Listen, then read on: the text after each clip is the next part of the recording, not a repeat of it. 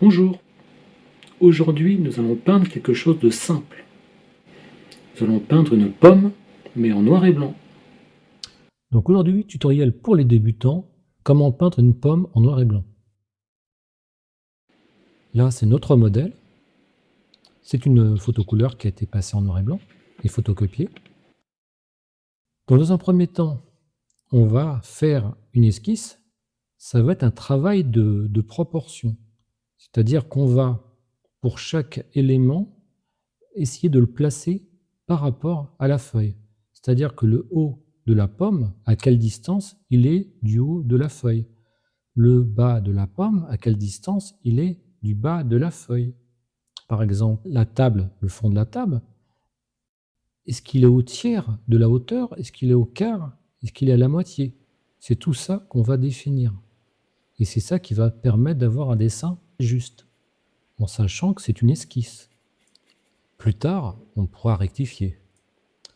On rectifiera par l'intérieur de la pomme, c'est-à-dire que quand on peindra la pomme, on l'élargira par rapport au fond, mais on peut aussi le faire en négatif, c'est-à-dire que en peignant le fond et en peignant la table, on pourra rogner sur la pomme de telle manière de l'amincir, par exemple sur le bas. Une pomme, ça a quand même une certaine forme. C'est plus large sur le haut, plus étroit sur le bas. Très important de respecter ça, sinon c'est plus la même variété de pomme. Le problème de beaucoup de débutants, ça peut être le fait que la pomme ressemble à une sphère ou à un autre fruit. Donc pourquoi effectivement nous, on distingue une pomme d'une prune, etc. C'est qu'il y a une forme bien particulière, en plus de la couleur.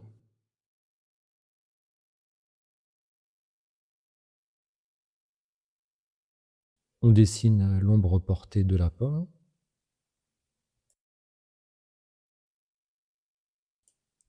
Là, je m'aperçois que j'ai fait la pomme trop petite. C'est pas grave, je rectifie. C'est qu'une esquisse.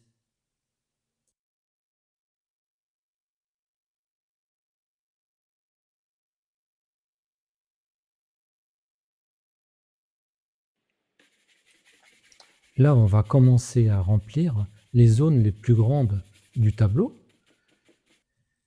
C'est très important. Ça va nous permettre ensuite d'éviter de faire des erreurs de valeur. Parce qu'on sait très bien que sur une toile blanche, toutes les couleurs qu'on va poser vont nous paraître très sombres. En fait, la valeur d'une couleur, elle est fonction d'un contexte.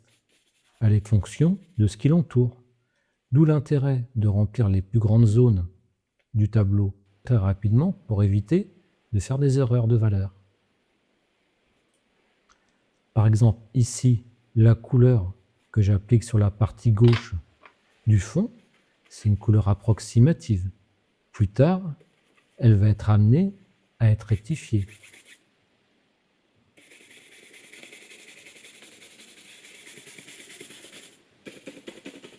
Très important de peindre en couches fines. Surtout les premières couches. La première couche doit être très très fine.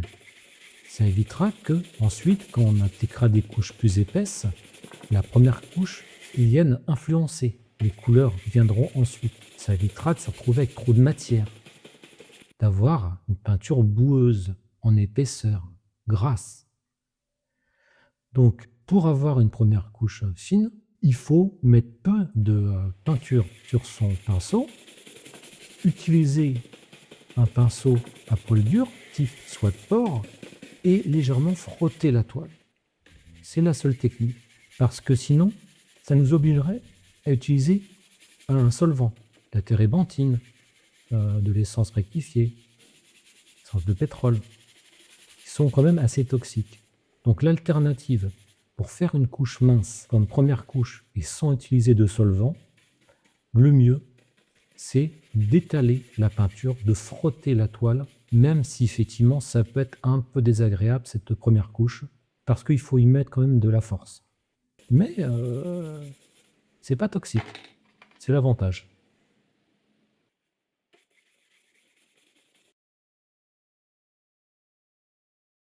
Là, je vais bien souligner la partie en dessous de la pomme, car c'est la zone d'occlusion. C'est une zone où la lumière ne passe pas. C'est la zone la plus sombre du tableau. On verra plus tard, on appelle ça le point noir.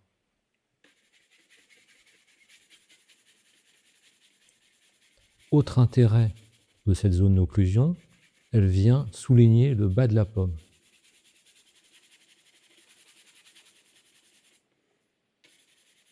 Les notions de point noir et aussi de point blanc, ce sont des notions très importantes, notamment photo. Pour les gens qui font de la photo, c'est très utilisé.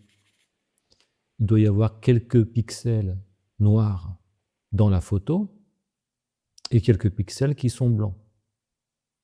Le tout, c'est d'éviter qu'il y ait trop de pixels blancs, trop de pixels noirs. L'ensemble de l'histogramme d'une photo, c'est-à-dire les valeurs intermédiaires entre le noir et le blanc, il faut que ce soit bien équilibré. En peinture, c'est la même chose. Les zones qui vont être très foncées, il faut les limiter aux zones d'occlusion, et les zones qui vont être très claires, il faut les limiter aux réaux highlights, c'est-à-dire les points lumineux, par exemple, sur une pomme. Ainsi, on va se servir des notions de photographie pour faire un tableau équilibré au niveau des valeurs.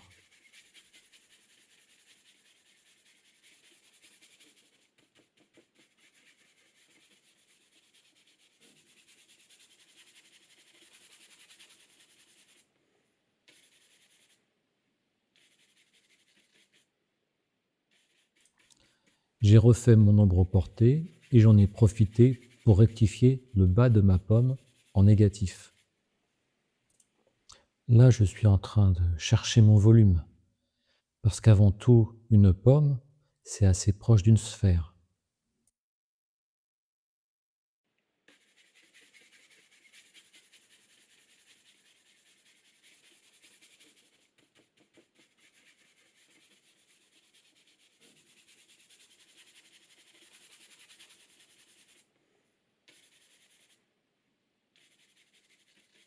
Comme une couleur a sa valeur qui dépend des autres valeurs qui l'entourent, donc c'est très important de placer le point noir et le point blanc le plus tôt possible dans le tableau.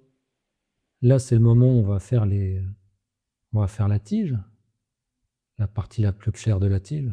Là, on peut poser son petit doigt sur la toile, c'est ce que je fais souvent quand je fais un travail de précision. Pour éviter de trembler, je place le petit doigt sur la toile, qui généralement les sèche, parce que je peins en plusieurs couches, avec souvent 3-4 jours entre chaque couche, donc c'est sec. Là, pour la tige, il faut savoir que voilà, ne faites pas une tige droite. Dans la nature, il n'y a pas de ligne droite, il n'y a que des courbes. Non seulement il n'y a que des courbes, et en plus c'est chaotique. Là, très important, pendant tout le processus pictural, je vais déposer du blanc pur sur ma zone la plus claire, le point blanc. Parce que en peinture à l'huile, même si c'est moins marqué qu'en peinture acrylique, les blancs ont tendance à perdre de leur valeur, à devenir un peu grisâtres au cours même de la peinture, et même au séchage, un petit peu au séchage. Donc il faut mettre de la matière sur les zones claires. Autant les foncés, il y a moins de soucis. Donc il faut vraiment mettre une bonne épaisseur de blanc sur la zone la plus claire de la peinture pour avoir un contraste maximum et le garder même au séchage.